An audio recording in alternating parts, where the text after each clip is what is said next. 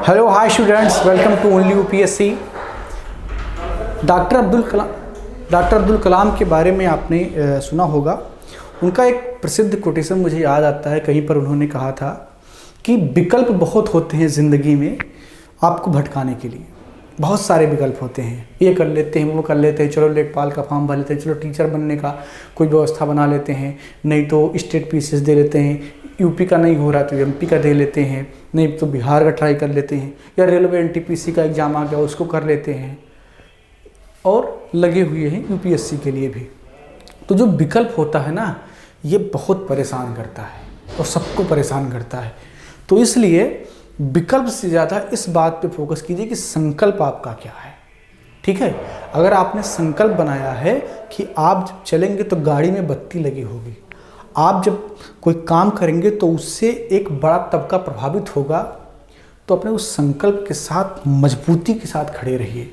बहुत सारे ऐसे उदाहरण हैं जो एकदम से टूट गए लेकिन आखिरी में वो सफल हुए।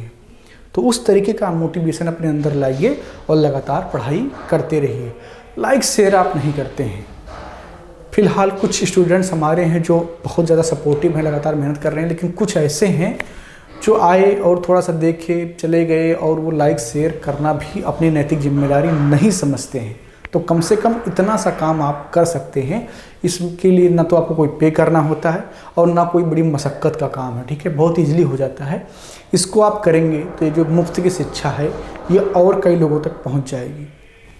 आइए अब बात करते हैं बैंकों के राष्ट्रीयकरण के इतिहास के बारे में। बैंकों का राष्ट्रीयकरण, बैंकों का राष्ट्रीयकरण, ये जो आपको आवाज़ सुनाई पड़ रहा है, ये जहाँ मैं क्लास शूट कर रहा हूँ, आप इसमें कुछ काम हो रहा है इसलिए आवाज़ आ रहा है, और इसके लिए माफ़ी चाहता हूँ कि ये आपको डिस्टर्बिंग लग सकता है, लेकिन इतना कोऑपरेट आप कर सकते हैं क्योंकि आपके घर में भी कुछ काम होते होंगे तो आवाज़ें आती होंगी। ठीक है, बैंकों का राष्ट्रीयकरण। ठीक, तो बैंकों का राष्ट्रीयकरण क्या है, या किसी चीज़ का राष्ट्रीयकरण क्या होता है, राष्ट्र क्या है। ठीक है, ये पहले समझ लीजिए कि राष्ट्रीयकरण का मतलब क्या होता है। तो राष्ट्रीयकरण का मतलब ये होता है, साधारण तौर पर आप ये समझ लीजिए कि जब किसी भी संस्था को, किसी भी व्यवस्था को किसी राष्ट्र के साथ जोड़ दिया जाए, यानी कि जो व्यवस्था राष्ट्र को चला रही है उसके साथ जोड़ दिया जाए, तो उसका राष्ट्रीयकरण करना होगा। अब राष्ट्र क्या होता है, देखिए राष्ट्र की परिभाषाएं बहुत अलग अलग हैं। पश्चिमी राष्ट्र का परिभाषा है एक साझा संस्कृति, साझा विरासत, साझा इतिहास, एक प्रकार के लोग जहाँ पर रहें उनके समूह को राष्ट्र कह दिया जाता है। लेकिन भारत के संदर्भ में जो राष्ट्र की परिभाषा है वो थोड़ा अलग है, क्योंकि भारत विविधता वाला देश है। यहाँ पर हर 10 किलोमीटर पे बोली बदल जाती है। आप 20, 25, 30 किलोमीटर, 50 किलोमीटर की यात्रा कर लीजिए, भाषा बदल जाती है। आपको हर तीसरा चौथा आदमी अलग अलग धर्म का मिल जाता है। तो यहाँ पर जो राष्ट्रवाद की परिभाषा है, जो राष्ट्र की परिभाषा है, वो पश्चिमी परिभाषा से अलग है। ठीक है, तो यहाँ पर जो राष्ट्रीयकरण का मतलब है कि किसी संस्था का भारत सरकार के साथ मर्ज हो जाना, यानी कि भारत सरकार के इशारों पर काम करना, इस तरीके से आप समझ सकते हैं राष्ट्रीयकरण को। अब बैंकों का राष्ट्रीयकरण का मतलब कि बैंक जो है, जो पहले प्राइवेट तौर पर यानी कि निजी तौर पर अपने प्रबंधन के हिसाब से काम कर रहे थे, वो अब राष्ट्र के प्रबंधन के हिसाब से काम करेंगे। तो इस पूरे व्यवस्था को बैंकों का राष्ट्रीयकरण कहा जाता है। ठीक, अब बैंकों के राष्ट्रीयकरण की आवश्यकता क्यों पड़ी, क्योंकि आवश्यकता ही आविष्कार की जननी है। जब किसी चीज़ की आवश्यकता होगी तभी आविष्कार होगा, तभी उसके बारे में विचार किया जाएगा। तो देश तो आपका आज़ाद हुआ, और उसके बाद में जैसा कि आपने देखा कि जो SBI है आपका, इंपीरियल बैंक ऑफ इंडिया पुराना नाम, उसको मर्ज करके सरकार का बैंक बना दिया गया था, लेकिन उसका क्षेत्र बहुत सीमित था। और उसके अलावा जो भारत में बैंक उस वक्त काम कर रहे थे वो सब प्राइवेट बैंक थे। तो प्राइवेट बैंकों का प्रबंधन भी प्राइवेट व्यक्ति के हाथ में था, यानी कि वो अपने हिसाब से अपने मुताबिक चला रहे थे। ठीक है ना, तो इससे होता क्या था कि विस्तार पहली बात कम हुआ था। कोई प्राइवेट व्यक्ति इतना बड़ा नहीं हो सकता है कि वो राष्ट्र से या व्यवस्था से बड़ा हो जाए। ठीक है, वो हमेशा एक एक सेक्टर में बड़ा हो सकता है। जैसे मुकेश अंबानी हैं तो उनके पास व्यक्तिगत तौर पर अगर बहुत पैसा है तो इसका ये कतई मतलब नहीं होता कि वो देश चला सकते हैं, ठीक है। या बिल गेट्स हैं, ये जो बड़े लोग हैं, ये कतई इसका मतलब नहीं कि पूरी व्यवस्था को चला सकते हैं। व्यवस्था और व्यक्ति में अंतर यही है कि व्यवस्था हमेशा बड़ी होती है, व्यक्ति उसके भीतर काम करता है। कोई छोटा हो सकता है अपनी भूमिका के अनुसार, कोई बड़ा हो सकता है, ठीक है ना। तो जो निजी बैंक थे वो विस्तार ज़्यादा उनका नहीं हुआ था, वो शहरी क्षेत्रों में काम करते थे। तो इससे हो क्या रहा था कि पूरे देश में जो बैंकिंग व्यवस्था की आवश्यकता थी वो पूरी नहीं हो पा रही थी। इसके अलावा जो दूसरी समस्या थी वह यह थी कि भ्रष्टाचार बहुत ज़्यादा था, ठीक है। भ्रष्टाचार बहुत ज़्यादा था क्योंकि प्रबंधन प्राइवेट व्यक्तियों के हाथ में होता था, इसलिए भ्रष्टाचार भी बहुत ज़्यादा था। कर्ज महंगे थे, आर्थिक समृद्धि घट रही थी। ऐसे में सरकार ने एक फैसला लिया कि अब बैंकों को राष्ट्रीयकृत किया जाएगा, ठीक है। तो ये फैसला लिया गया 1969 में, और ये इंदिरा गांधी सरकार का एक माइलस्टोन फैसला माना जाता है कि उन्होंने एक मील का पत्थर जो है स्थापित किया, और ये उस वक्त के लिए वाकई में एक बहुत बेहतरीन फैसला था, ये जरूरी था। 2-3 फैसले इंदिरा गांधी के बहुत बेहतरीन माने जाते हैं, चाहे वो पीबी पर्स को ख़त्म करना हो, बैंकों का राष्ट्रीयकरण हो, या जिस प्रकार उन्होंने अपने कूटनीति का प्रयोग करके अपनी जो पॉलिटिकल लीडर्स स्किल का इस्तेमाल करके उन्होंने पाकिस्तान को विभाजित किया। ये उनके फेवर की बात है जो हमेशा की जाएगी ऑब्जेक्टिविटी के साथ। मैं बिल्कुल भी, ये मेरा विचार नहीं है, जो मैं बात कर रहा हूँ ये पब्लिक डोमेन की बात है, सबको पता है, ठीक है। तो 1969 में बैंकों का राष्ट्रीयकरण किया जाता है, ठीक है। इस वर्ष 14 बैंकों का राष्ट्रीयकरण किया गया, ठीक है। 14 बैंकों का राष्ट्रीयकरण किया गया, और ये 14 बैंक ऐसे बैंक थे जिनकी परिसंपत्ति